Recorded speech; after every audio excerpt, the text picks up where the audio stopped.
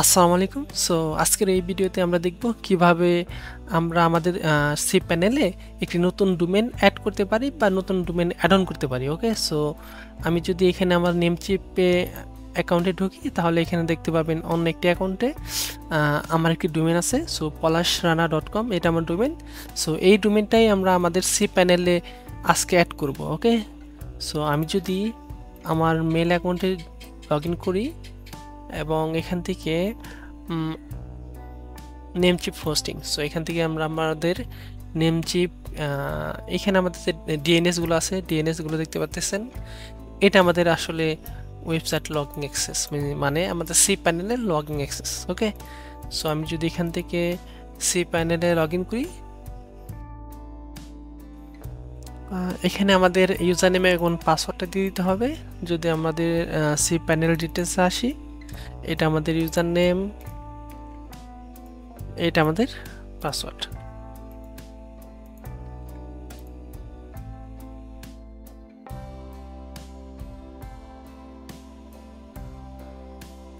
আমাদের user name password save করে রাখি। আমরা যদি আমাদের সফটওয়্যার প্লাস অ্যাপস ইনস্টলটা আসি,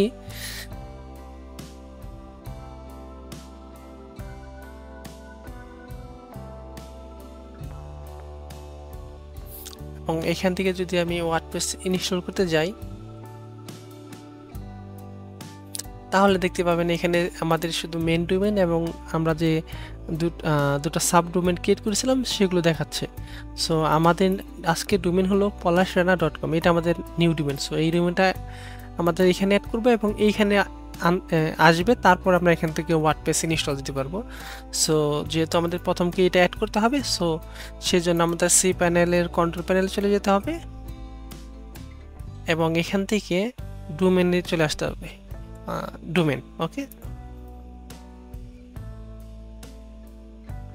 ওকে, সো এখান থেকে আমাদের যেহেতু ডোমেনটা অ্যাড করতে হবে, সো এখানে দেখতে পাচ্ছেন create a new domain. Okay, so আমরা কিন্তু এখান থেকেই add on domain sub domain create করেছিলাম। সো আমি যদি নতুন ডোমেন অ্যাড করতে চাই তো আমাকে এখানেই ক্রিয়েট এ নিউ ডোমেনে ক্লিক করতে হবে। সো যেহেতু এটা আমাদের একেবারে নিউ ডোমেন, সো আমার এখানে আসতে হবে। সো এই ডোমেনটা আমাদের সম্পূর্ণ কপি করতে হবে এবং এইখানে অ্যাড করতে হবে। সো আমি এখানে পেস্ট করে দিলাম, এটা এই ডিরেক্টরিতে এটা ইনস্টল হবে এবং এটা সাব ডোমেন অটোমেটিকলি এটা ক্রিয়েট করে নেয় এর জন্য। সো এখানে আমাদের এখন হাত দিতে হবে না। সো আমি এখান থেকে সাবমিট করে দেব। আচ্ছা, এখানে দেখেন সে বলতেছে পলাশরানা নেম সার্ভার। ওকে, সো পলাশরানা যে ডোমেন আমরা অ্যাড করতে যাচ্ছি, এই ডোমেনটা আমাদের হোস্টিংয়ের সাথে বা এই হোস্টিংয়ের যে নেম সার্ভার আছে DNS1.nemechip.com এবং আরেকটি হলো DNS2.nemechip.hosting.com। ওকে, সো এই দুটা যে ডিএনএস আছে এই দুটা কানেক্ট করা নেই। সো তার জন্য তারা আমাদের এটা অ্যাড করতে দিতেছে না। ওকে, সো আমাদেরকে আমাদের নেম সার্ভার অ্যাড করে দিতে ডিএনএসটা অ্যাড করে নিতে হবে। সো আমি যদি আমাদের হোস্টিংয়ে আসি তাহলে এখানে আপনারা দেখতে পাবেন তারাও কিন্তু আমাদেরকে এই যে ডিএনএসগুলো দিয়ে দিয়েছিল, ns1.nemechip.hosting.com, ns2.nemechip.hosting.com। ওকে, সো আমরা যদি আমার এইখানে আগে চলে আসি, সো এটা আমাদের ডোমেন। সো আমি যদি এখানে মেনেজে চলে আসি,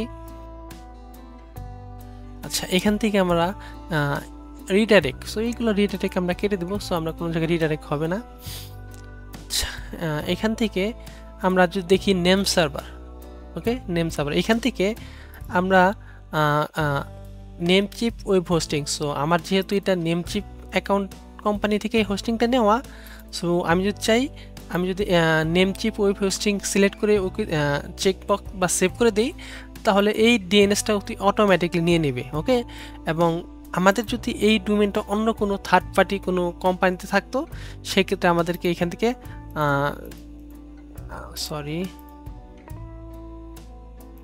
এই কাস্টমে ক্লিক করতো, কাস্টম ডিএনএস, এবং কাস্টম ডিএনএস এসে আমরা যদি এই নেম সার্ভারটা কপি করে এখানে পেস্ট করে দেই এবং এটা হলো একই জিনিস, সো জাস্ট সো 1 এর জায়গায় 2 হবে। ওকে, এবং সেভ করে দিই। ওকে, সেভ।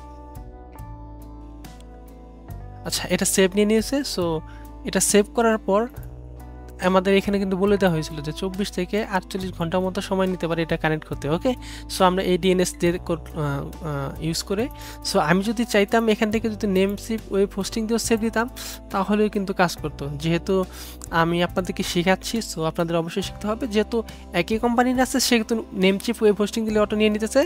আর যদি আপনাদের এই ডোমেনটা অন্য কোনো কোম্পানিতে থাকতো সেক্ষেত্রে আপনাদের অবশ্যই কাস্টম দিতে হতো এবং এই ডিএনএসগুলো এখানে ম্যানুয়ালি দিয়ে দিতে হতো। ওকে, সো তার জন্য আমি এভাবে দিয়ে দিলাম এবং অবশ্যই দেখবেন আগে পিছে যাতে কোনো স্পেস না থাকে।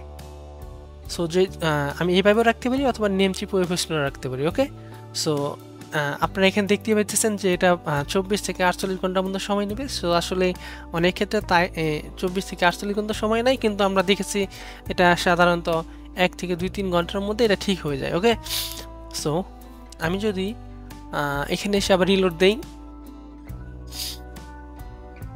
এবং একটু ব্যাগে চলে আসি, তাহলে দেখবেন আমাদের কিন্তু ডিএনএস ডোমেনটা অ্যাড হয়নি। কারণ হলো আমি ডিএনএস বা নেম সার্ভারটা চেঞ্জ করে নিছি। যেহেতু আমি এখন নেম সার্ভারটা চেঞ্জ করে আসছি, সো আমি যদি আবার ক্রিয়েটে চলে যাই এবং এখান থেকে polashrana.com, সো এটা যদি আমি এখান থেকে পেস্ট করি এবং এখান থেকে সাবমিট করি তাহলে দেখবেন এখন এটা অ্যাড হয়ে গেছে। ওকে, আপনারা দেখতে পাচ্ছেন সো আমাদের এই ডোমেনটা অ্যাড হয়ে গেছে এবং তারা বলতেছে ডিএনএসটা এখনও প্রপারলি কানেক্ট হয়নি, সো এটা কানেক্ট হতে হবে এবং এই ডোমেনের জন্য আমাদেরকে অবশ্যই এসএসএলটা অ্যাড করতে হবে। ওকে, সো আমরা এসএসএল অ্যাড করব। তার আগে আমরা যদি আমাদের এই polashrana.com এই ডোমেনে ভিজিট করি তাহলে দেখি আমরা কি দেখতে পাই। আচ্ছা, এটা এখানে দেখতে পাচ্ছেন, সরি, তার মানে এটা আপাতত কানেক্ট হয়েছে। সো এখানে এসএসএলটা মিসিং আছে, সো আমাদের এসএসএলটা ইনস্টল করতে হবে এবং এখান থেকে যদি আমাদের সি প্যানেলে লোগোর মধ্যে ক্লিক করি এবং এখান থেকে যদি আমরা নেম চিপ এসএসএল এ চলে আসি। আচ্ছা, এখানে আবার আমার এসএসএল ইনস্টল করার জন্য আমার নেম চিপ অ্যাকাউন্টে লগ ইন করতে হবে। সো আমি এখান থেকে এই ডোমেনটার সাইন আউট করি, মানে এই নেম চিপ অ্যাকাউন্টটা সাইন আউট করে আমার যে অরিজিনাল যে অ্যাকাউন্ট আছে ওই অ্যাকাউন্টে লগ ইন করি। ওকে, সো আমাদের অরিজিনাল অ্যাকাউন্ট হলো the web pacific, sign in and continue. আচ্ছা, এখানে আমার ভেরিফিকেশন কোডটা দিতে হবে। আমার মেলে ভেরিফিকেশন কোডটা চলে আসছে, কপি অ্যান্ড পেস্ট। আচ্ছা, এখানে আমাদের নেম চিপটা লগ ইন হয়েছে এবং এখানে আমি একটি রিলোড দিয়ে sign in with Namecheap, so আমি এখানে আবার ক্লিক করি এবং এখান থেকে আমি যদি ইনস্টল বিয়ার নেম চিপে ক্লিক করি তাহলে আপনারা দেখতে পাবেন যে polashrana.com এটার এসএসএল মানে পজিটিভ এসএসএল সার্টিফিকেটটা 1 বছরের জন্য the web Pacific user name, এটা ডোমেন এবং এটা বর্তমানে প্রোগ্রেস অবস্থায় আছে। সো আমাদেরকে কিছুক্ষণ সময় ওয়েট করতে হবে এটা ইনস্টল এবং অ্যাক্টিভ হওয়ার জন্য। ওকে,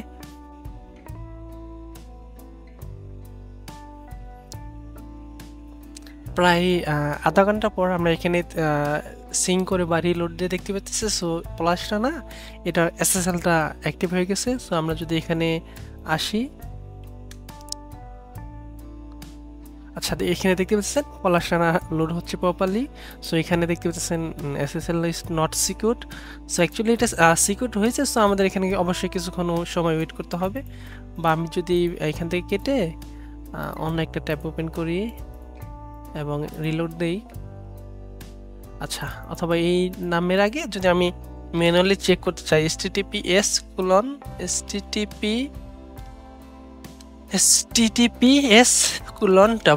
দিয়ে রিলোড দেই তাহলে দেখতে পাবো আমার এসএসএলটা ইনস্টল অবস্থায় আছে। ওকে, সো আমরা বাই ডিফল্ট এটা দেখতে পাচ্ছি না। সো আমরা যখন এখানে ওয়ার্ডপ্রেসটা ইনস্টল দেবো তখন এটা অটোমেটিকলি এসএসএল রিডাইরেক্ট হয়ে চলে আসবে। ওকে, সো আমাদের এখানে ডান, আমাদের ইনস্টল এসএসএল ইনস্টল দেওয়া কমপ্লিট সো আমরা যদি এখন এখানে ওয়ার্ডপ্রেসে আসি এবং ইনস্টল ওয়ার্ডপ্রেস মানে ইনস্টল, সো এখানে যদি আমি https ক্লোনেস, সো এখান থেকে যদি আমি পলাশ রানা সিলেক্ট করার পর যদি আমি এখানে আসি, ওকে, সো আমি এই প্লাগইনগুলো আমার লাগবে না, কারণ এইগুলো আমরা দেখেছি পরবর্তী লগ ইন করার অবস্থায় প্রথম অবস্থায় কিছুটা সময় ব্যয় করে। ওকে, সো ইনস্টল। ওকে, সো এটা আমাদের ইউআরএল যদি ভিজিট করি তাহলে আমাদের দেখেন পলাশ রানায় আমাদের লোড হচ্ছে। এবং আমি যদি এখন এটার আগে এস ছাড়া ভিজিট করি, সাপোজ http:// দেখেন এখানে https এ রিডাইরেক্ট হয়ে গেছে। ওকে, সো আপনাদের এটা নিয়ে টেনশন করতে হবে না। সো আমি এখান থেকে cPanel চলে আসি আবার। সো আমরা আমাদের গত ভিডিওতে যেগুলো দেখেছি, সাপোজ বিজনেস ইমেল ক্রিয়েট করা, আপনি যদি চান এই ডোমেনের আন্ডারে এখন আমি কিন্তু বিজনেস ইমেল ক্রিয়েট করতে পারবো। ওকে, সো আমি যদি ইমেল অ্যাকাউন্টে চলে আসি এবং এখান থেকে যদি ক্রিয়েটে ক্লিক করি, এখান থেকে দ্য webpacific.fund সিলেক্ট না করে polashrana.com, সো আমি এটা সিলেক্ট করে দিলাম এবং এখানে লিখে দিলাম হেল্প। ওকে, সো এবং এখানে আমি একটা পাসওয়ার্ড জেনারেট করে নিলাম এবং এখানে সেটিং অপশন ছিল, সো আমি এখানে ক্লিক করে আমি আমাদের লিমিটগুলো বাড়িয়ে নিতে পারতাম, অথবা আমি আপনার যদি এখান থেকে লিমিট না বাড়ান পরবর্তী কিন্তু আমরা লিমিটগুলো বাড়িয়ে নিতে পারি। সো আমি এখান থেকে আনলিমিটেড করে দিলাম এবং ক্রিয়েট ক্লিক করলাম। সো দেখেন এখানে আমার help@polashrana.com, সো আমরা যে দেখাইছিলাম polashrana.com/webmail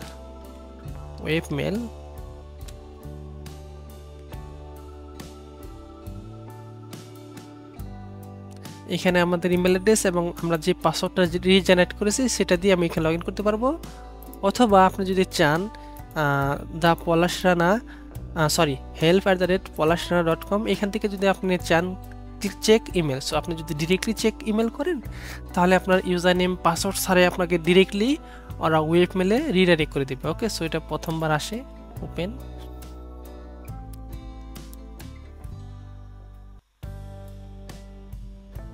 এই আমাদের মেল বক্সটা চলে আসছে।